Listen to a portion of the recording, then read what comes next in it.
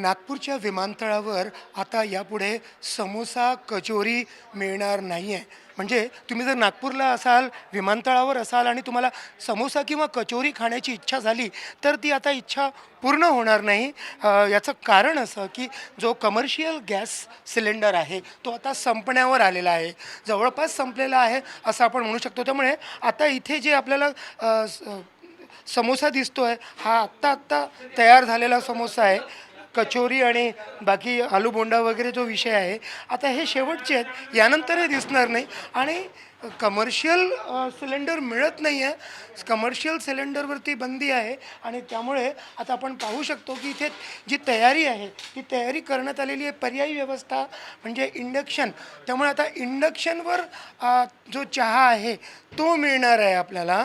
नागपूर विमानतळावर आता समोसे आणि कचोरी तर मिळणार नाही, पण चहासुद्धा इंडक्शनवर मिळेल. आणि ही नेमकी जी परिस्थिती आली आहे ती कशामुळे आलेली आहे आणि हे त्या परिस्थितीचा कसा सामना करतायत आपण साजन शुक्लांशी बोलूया. साजन भाई, क्या परिस्थिति है यहाँ पर? जो आपके पास में सिलेंडर है, कमर्शियल सिलेंडर, अभी आज ख़त्म हो जाएगा? जो स्पेयर अपने पास ऑलरेडी बचा हुआ था तो उसी में अपन यूज़ कर रहे हैं। इसके बाद हमने इंडक्शन लाए दो दो, एक किचन के अंदर है, एक ऑलरेडी अपन चाय के काउंटर पे रखते हैं।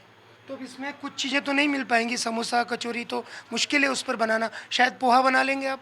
पोहा बनता सर, इंडक्शन में थोड़ा कम उसमें पोहा बनता है, मतलब कम बनाना पड़ेगा, ज़्यादा क्वांटिटी में नहीं हो पाएगा।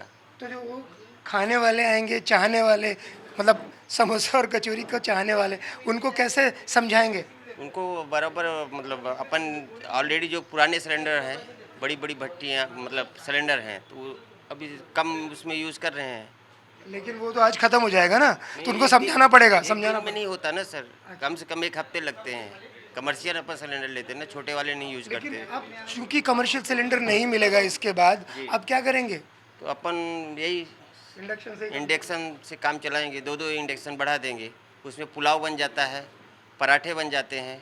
हमारे जो जो मतलब किचन का आइटम है, हर एक का चाइनीज खाना पड़ेगा. सब चाइनीज़ भी बन जाता है इंडक्शन में।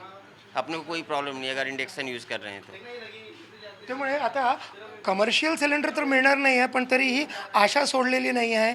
जे ग्राहक आहेत त्यांना कसं तरी समजवू आणि बाहेरून कमर्शियल सिलेंडर मिळतो का तो पाहण्याचा प्रयत्न करू असं त्यांचं म्हणणं आहे. पण इथे आपल्याला माहिती आहे आता कमर्शियल सिलेंडरच्या ऐवजी इंडक्शनवरती चहा तयार होतो आहे आणि हाच चहा आता यानंतर ग्राहकांना घ्यावा लागणार आहे.